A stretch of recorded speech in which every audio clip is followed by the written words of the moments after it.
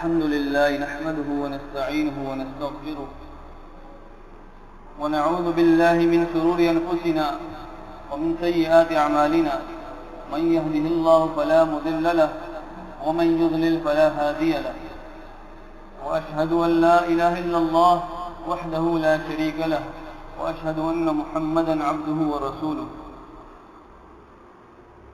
رب اشرح لي صدري ويسر لي أمري واحلل عقدة من لساني يفقهوا قولي رب زدني علما رب زدني علما اللهم رب زدني علما.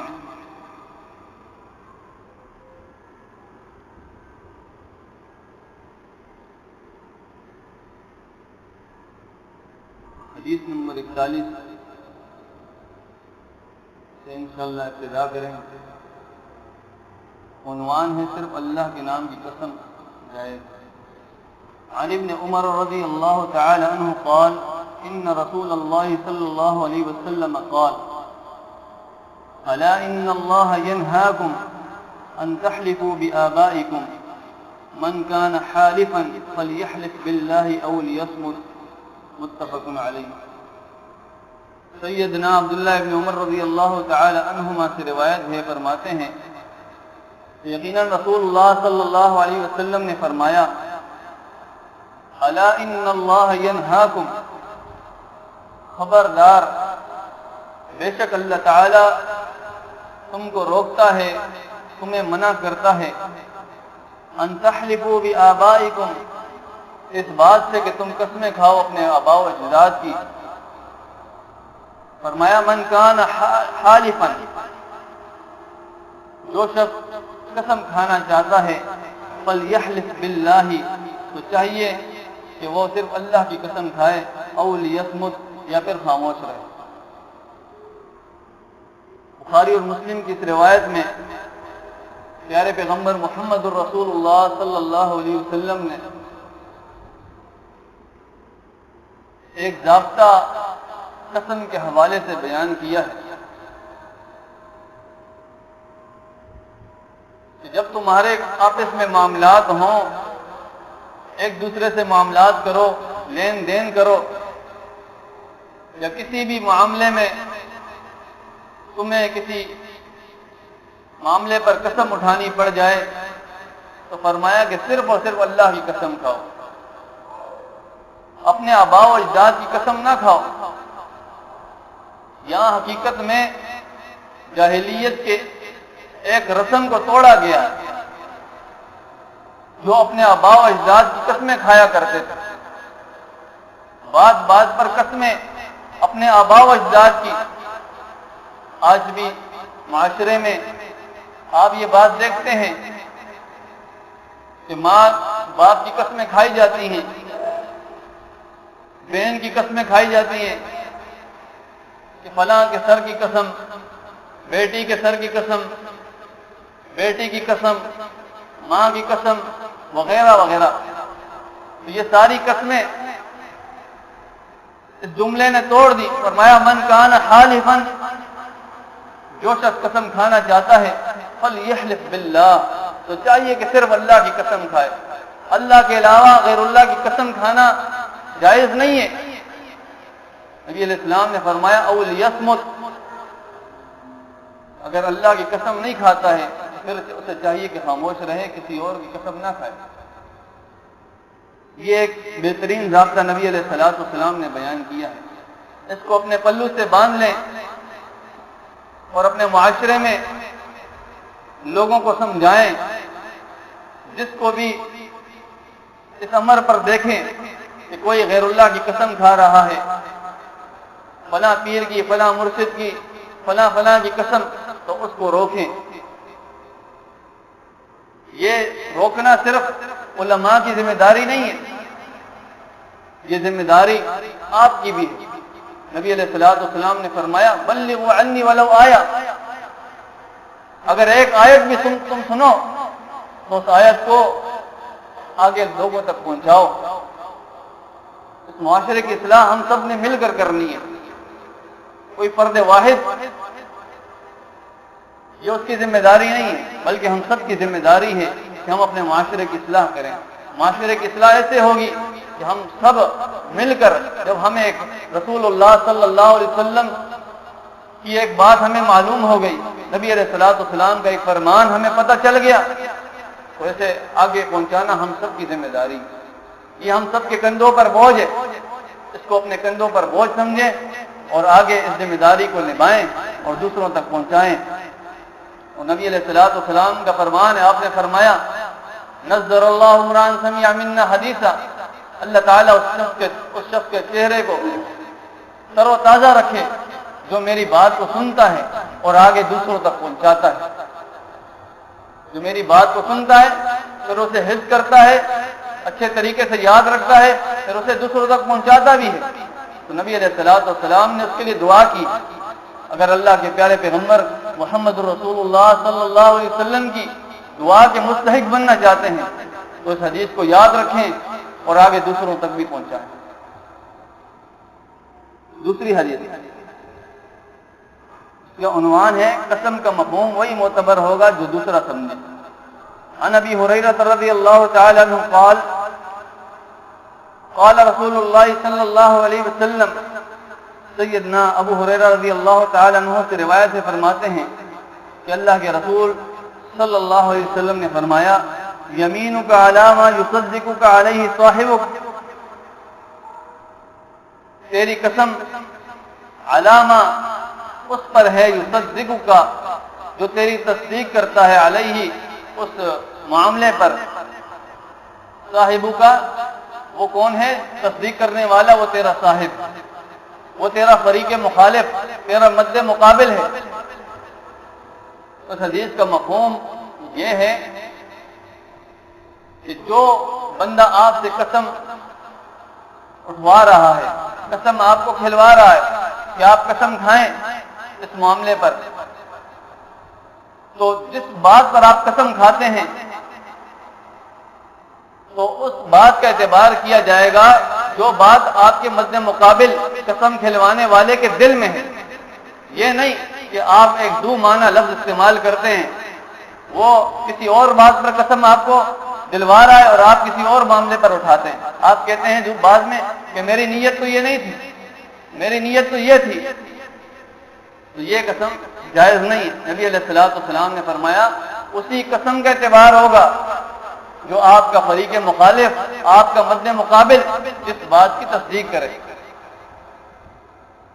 جس بات کی تصدیق کرے اسی قسم کا اعتبار ہوگا، اس کے علاوہ کسی قسم کا اعتبار نہیں ہوگا، بلکہ آپ نیت جو بھی کرتے چلے جائیں۔ آج ایسا ہوتا ہے، لیکن نبی علیہ الصلوۃ والسلام کا یہ فرمان یاد رکھیں، آپ نے فرمایا کہ فریق مخالف کی قسم کا اعتبار ہوگا، اس کی تصدیق کا اعتبار ہوگا۔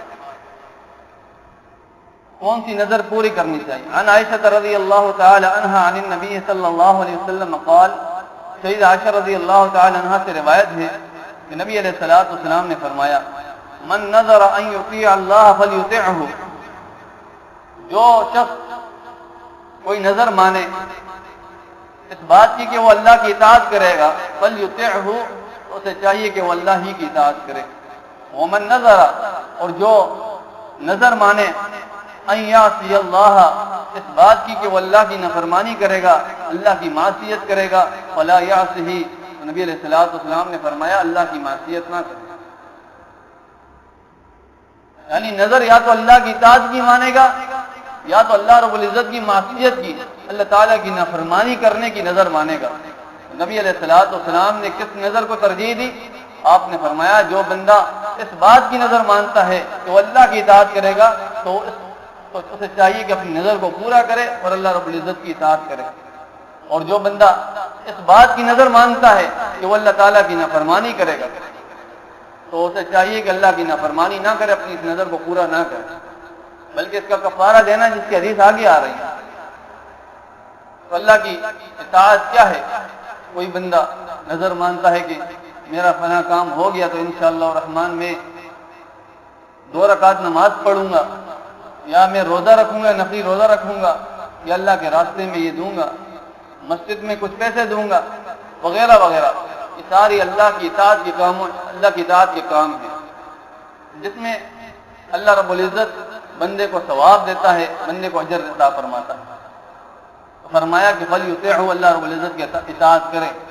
اور جو بندہ یہ نظر مانتا ہے کہ اللہ کی نافرمانی کرے گا، مثال کے طور پر ایک حدیث آتی ہے جس میں ایک شخص نے نظر مانی کہ میں حج کی طرف جاؤں گا، حج کرنے، اور پیدل جاؤں گا، پیدل حج کرنے جاؤں گا.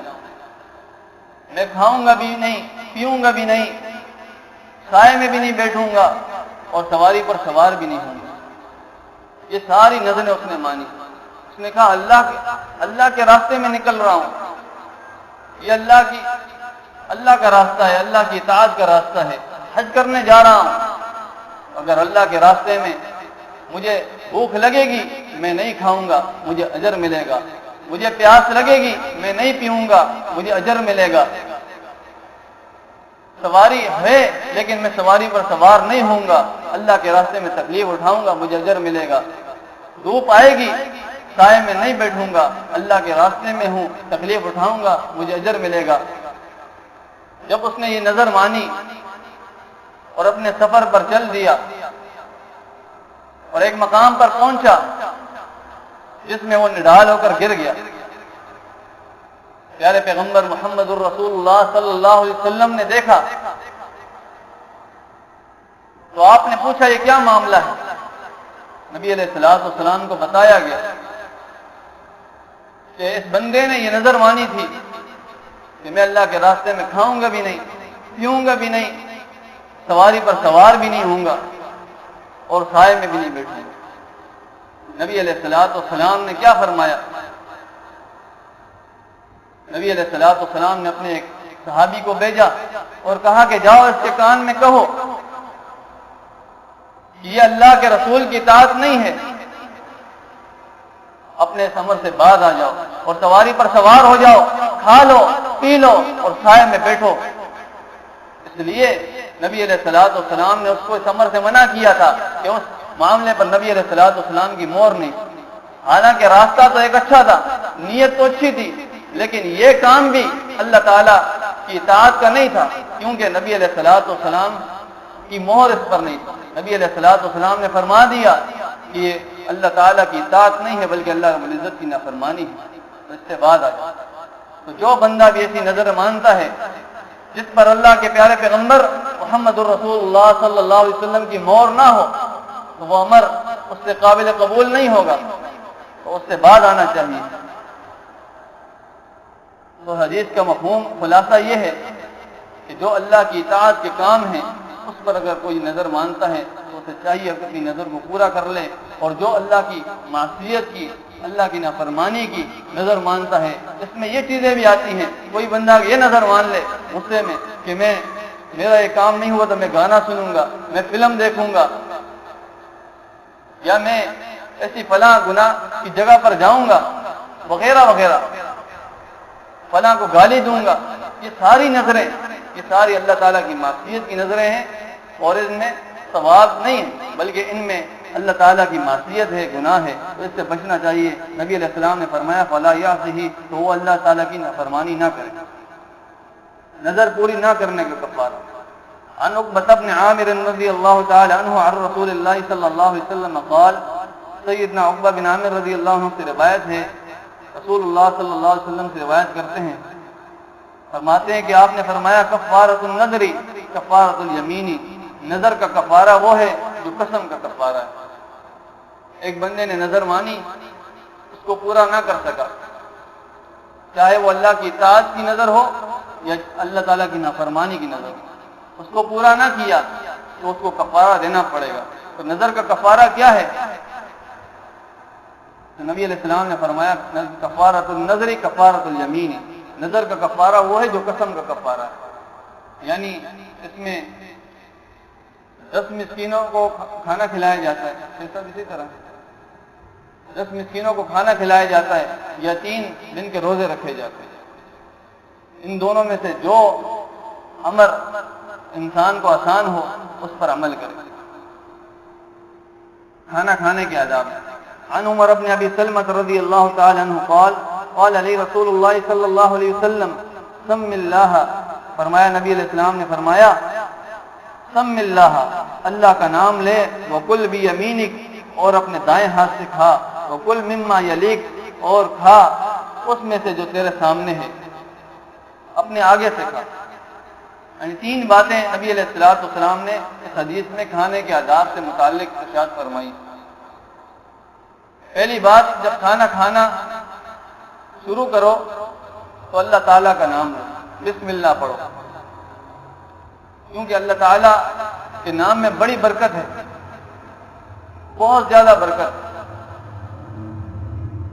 جب تک کہ نبی علیہ السلام کا فرمان ہے جب انسان کھانا کھاتے ہوئے بسم اللہ نہیں پڑھتا ہے تو شیطان کھانے لگ جاتا ہے، اور جب وہ بسم اللہ پڑھ لیتا ہے تو شیطان رک جاتا ہے اور باز آ جاتا ہے۔ اللہ کے نام میں بڑی برکت ہے، حتیٰ کہ نبی علیہ السلام نے فرمایا جب بندہ اپنے گھر میں داخل ہوتا ہے، جب بسم اللہ پڑھ کے داخل ہوتا ہے تو شیطان اپنے کیلوں سے کہتا ہے کہ اب اس گھر سے نکل جاؤ، اس گھر میں اب تمہارے لیے ٹھکانہ نہیں رہا، تمہارے لیے رات گزارنے کی جگہ باقی نہیں رہی۔ اور جب بندہ کھانا کھاتے ہوئے بسم اللہ پڑھتا ہے تو شیطان کہتا ہے کہ اب تو چلو ہی چلو، اس گھر سے نکل جاؤ، اب تمہارے لیے نہ یہاں رات گزارنے کی جگہ رہی اور نہ ہی تمہاری مہمان نوازی رہی۔ تو اللہ کے نام میں بڑی برکت ہے کہ شیطان دور بھاگتا ہے۔ وَقُلْ بِيَمِينِكَ، دوسری بات، دوسرا ادب یہ فرمایا کھانے کے حوالے سے کہ اپنے دائیں ہاتھ سے کھاؤ۔ اس کی علت کیا ہے؟ ایک دوسری روایت میں نبی علیہ السلام نے فرمایا، حدیث کے الفاظ یہ ہیں، آپ نے فرمایا اذا اکل احدکم طعاما فلیأکل بیمینک واذا شرب فلیشرب بیمینک، جب تم میں سے کوئی کھانا کھانے کا ارادہ کرے تو اسے چاہیے کہ اپنے دائیں ہاتھ سے کھائے، اور جب پینے کا ارادہ کرے، جب کوئی چیز پیے، فلیشرب بیمینک، تو چاہیے کہ اپنے دائیں ہاتھ سے پیے۔ وَإِنَّ الشَّيْطَانَ يَأْكُلُ بِشِمَالِكَ وَيَشْرَبُ بِشِمَالِكَ، اس کی وجہ یہ ہے نبی علیہ السلام نے فرمایا کہ شیطان دائیں ہاتھ سے بائیں ہاتھ سے کھاتا اور بائیں ہاتھ سے پیتا ہے، تو فرمایا دائیں ہاتھ سے کھاؤ، اس لیے کہ شیطان کی مخالفت ہے، شیطان اس سے ناراض ہوتا ہے، اور اللہ رب العزت اس بات سے راضی ہوتا ہے کہ پیارے پیغمبر محمد الرسول اللہ صلی اللہ علیہ وسلم کی اطاعت کی جائے اور شیطان کی نافرمانی کی جائے۔ تو فرمایا وَقُلْ بِيَمِينِكَ، اپنے دائیں ہاتھ سے کھاؤ۔ اس پر ایک اور حدیث میرے ذہن میں آ رہی ہے کہ نبی علیہ السلام نے ایک شخص کو دیکھا کہ اپنے بائیں ہاتھ سے کھا رہا ہے، نبی علیہ السلام نے اس سے فرمایا کہ دائیں ہاتھ سے کھاؤ، بائیں ہاتھ سے نہ کھاؤ، دائیں ہاتھ سے کھاؤ۔ وہ طاقت رکھتا تھا کہ اپنے دائیں ہاتھ سے کھائے، لیکن اس نے کہا اے اللہ کے نبی، میں دائیں ہاتھ سے کھانے کی طاقت نہیں رکھتا۔ تو نبی علیہ السلام نے اسے بددعا دی کہ اللہ کرے تو طاقت رکھے ہی نہیں، تجھے یہ استطاعت حاصل ہی نہ ہو کہ تو دائیں ہاتھ سے کھا سکے۔ تو نبی علیہ السلام کی اس بددعا کے نتیجے میں راوی حدیث کہتے ہیں کہ وہ شخص مرتے دم تک اپنا دایاں ہاتھ منہ تک نہ لے جا سکا، اللہ رب العزت نے اس کے دائیں ہاتھ کو شل کر دیا۔ یہ نبی علیہ السلام کی بددعا کا نتیجہ تھا۔ تو نبی علیہ السلام کا فرمان وَقُلْ بِيَمِينِكَ، اپنے دائیں ہاتھ سے کھاؤ۔ وَقُلْ مِمَّا يَلِيكَ، تیسرا ادب کھانے کے حوالے سے، وَقُلْ مِمَّا يَلِيكَ، اپنے سامنے سے کھاؤ، جو تمہارے سامنے اس سے کھاؤ۔ نبی علیہ السلام کی ایک حدیث ہے، آپ نے فرمایا جب بندہ درمیان سے کھاتا ہے تو درمیان میں برکت نازل ہوتی ہے، تو اس درمیان میں کھانے کی وجہ سے برکت ختم ہو جاتی ہے۔ درمیان میں اللہ تعالیٰ برکت نازل کرتا ہے، تو اس لیے فرمایا اپنے سامنے سے کھاؤ، سائڈوں سے کھاؤ، درمیان سے نہ کھاؤ۔ تو یہ کھانے کا ادب بھی ہے اور یہ آداب بھی ہیں۔ کہیں بندہ جاتا ہے، مہمان بنتا ہے اور کسی کے سامنے سے کھاتا ہے یا دائیں درمیان سے کھاتا ہے تو لوگ اسے بری نگاہ سے دیکھتے ہیں، یہ ادب کے تہذیب کے خلاف تصور کرتے ہیں۔ تو نبی علیہ السلام نے یہ 3 آداب اس حدیث میں ارشاد فرمائے، سم اللہ، اللہ کا نام لو، وَقُلْ بِيَمِينِكَ، دائیں ہاتھ سے کھاؤ، وَقُلْ مِمَّا يَلِيكَ، اور اپنے سامنے سے کھاؤ۔ اس کے بعد حدیث کھانا شروع کرتے وقت اگر بسم اللہ بھول جائے، عن عائشہ رضی اللہ تعالی عنہ قالت قال رسول اللہ صلی اللہ علیہ وسلم، سیدہ عائشہ صدیقہ طاہرہ مطہرہ رضی اللہ تعالی عنہا فرماتی ہیں قال رسول اللہ صلی اللہ علیہ وسلم، اللہ کے پیارے پیغمبر محمد الرسول اللہ صلی اللہ علیہ وسلم نے فرمایا اذا اکل احدکم طعاما فلیقل بسم اللہ، جب تم میں سے کوئی کھانا کھائے طعاما، یہ نکرہ ہے، کسی بھی قسم کا کھانا، کوئی بھی چیز کھائے، فلیقل، نبی علیہ السلام نے فرمایا وہ کہے بسم اللہ، اللہ کا نام لے کر کھائے، کوئی بھی چیز کھائے، چھوٹی سے چھوٹی چیز یا کوئی کھانا کھائے مستقل، تو تب بھی اللہ تعالیٰ کا نام لے، بسم اللہ پڑھے۔ نبی علیہ السلام نے فرمایا فَإِن نَسِيَ فِي أَوَّلِهِ فَلْيَقُلْ، پھر اگر وہ شروع میں بسم اللہ پڑھنا بھول جائے، فَلْيَقُلْ بسم اللہ فِي أَوَّلِهِ وَآخِرِهِ، تو چاہیے کہ پھر یہ دعا پڑھے، یعنی جب اسے یہ دعا یاد آ جائے، یہ بات یاد آ جائے کہ میں بسم اللہ پڑھنا ابتدا میں بھول گیا تھا، تو اسے چاہیے کہ یہ دعا پڑھے بسم اللہ فی اولی و آخر، اللہ کے نام سے اس کے شروع اور آخر میں، اس کا معنی یہ، یعنی میں اللہ کے نام سے ابتدا کرتا ہوں، اس کے شروع میں بھی اس کے آخر میں بھی۔ تو یہ حدیث بسم اللہ فی اولی و آخری اس وقت پڑھنی ہے جب شروع میں بسم اللہ پڑھنا آدمی بھول جائے، تو پھر یہ دعا پڑھے گا بسم اللہ فی اولی و آخری، تین الفاظ ہیں وہ چھوٹے چھوٹے، بسم اللہ فی اولی و آخری، اس کو یاد رکھیں، اس کی بہت بڑی برکت ہے۔ ایک حدیث نبی علیہ الصلوۃ والسلام نے فرمایا، بلکہ نبی علیہ الصلوۃ والسلام کے سامنے ایک شخص کھانا کھا رہا تھا اور اس نے درمیان میں یہ دعا پڑھی بسم اللہ فی اولی و آخری، شروع میں بسم اللہ پڑھنا بھول گیا، جب یاد آئی تو یہ دعا پڑھی بسم اللہ فی اولی و آخری، تو نبی علیہ الصلوۃ والسلام مسکرا دیے اور آپ نے فرمایا کہ میں نے شیطان کو دیکھا کہ وہ تمہارے ساتھ کھا رہا تھا، جب تک تم نے بسم اللہ نہیں پڑھی تھی، وہ کھا رہا تھا تمہارے ساتھ، جو تم کھا رہے تھے وہ بھی تمہارے ساتھ لگا ہوا تھا، کھا رہا، تمہارا ساتھی بنا ہوا تھا، اور جب تم نے یہ دعا پڑھی تو میں نے شیطان کو دیکھا کہ وہ اس نے جو کچھ کھایا وہ ساری الٹیاں کر دی، سب نکال دیا۔ تو اس دعا کی یہ اتنی بڑی برکت ہے کہ شیطان نے کھایا ہوا بھی اگل دیا۔ تو درمیان میں جب یاد آئے تو یہ دعا پڑھنی چاہیے بسم اللہ فی اولی و آخری۔ اور اسی طرح ایک دعا فائدے کے اعتبار سے بات کر رہا ہوں کہ ایک دعا آتی ہے کھانا کھانے کے بعد کی بھی، یہ تینوں دعائیں یاد رکھیں۔ مسلم مسلم ایک حدیث کی دعاؤں کی چھوٹی سی کتاب ہے، اس کے اندر وہ دعا موجود ہے، اس میں نبی علیہ الصلوۃ والسلام نے یہ دعا سکھلائی ہے کہ جب بندہ کھانا کھا چکے تو یہ دعا پڑھے الحمدللہ الذی اطعم وسقى وسوعه وجعل له مخرجا، مختلف الفاظ کے ساتھ بھی دعا مذکور ہے، تو یہ دعا پڑھنی چاہیے۔ اس دعا میں بھی بڑی جامعیت اور اللہ تعالیٰ کا شکر ہے، اللہ تعالیٰ کی فرما برداری ہے، اور انسان اللہ تعالیٰ کا اس نعمت پر شکر ادا کرتا ہے جو اللہ تعالیٰ نے اس کو کھلایا اور پلایا۔ اس کے بعد حدیث عورتوں اور مردوں کو کیسی خوشبو استعمال کرنی چاہیے۔ عن ابی ہریرہ رضی اللہ تعالی عنہ قال قال رسول اللہ صلی اللہ علیہ وسلم، سیدنا ابو ہریرہ رضی اللہ عنہ سے روایت ہے، فرماتے ہیں کہ رسول اللہ صلی اللہ علیہ وسلم نے فرمایا طیب الرجال ما ظہر ریحہ وخفی لونہ، طیب الرجال، مردوں کی خوشبو، ما وہ ہے ظہر ریحہ، جس کی خوشبو بڑی تیز ہو، ظاہر ہو، یعنی جو محسوس کی جا سکے۔ یہ مطلب نہیں ہے کہ مسجد میں یا کسی بھی جگہ پر جائیں تو خوشبو بہت تیز خوشبو لگا کر جائیں جس سے دوسرے مسلمان بھائی کو بھی تکلیف ہو، نہیں۔ من سلم المسلمون من لسانی ویدی، اپنے مسلمان بھائی کو اپنے ہاتھوں اور زبان کی تکلیف سے محفوظ رکھو، تو اتنی خوشبو استعمال کرنی چاہیے کہ دوسرا محسوس کر سکے۔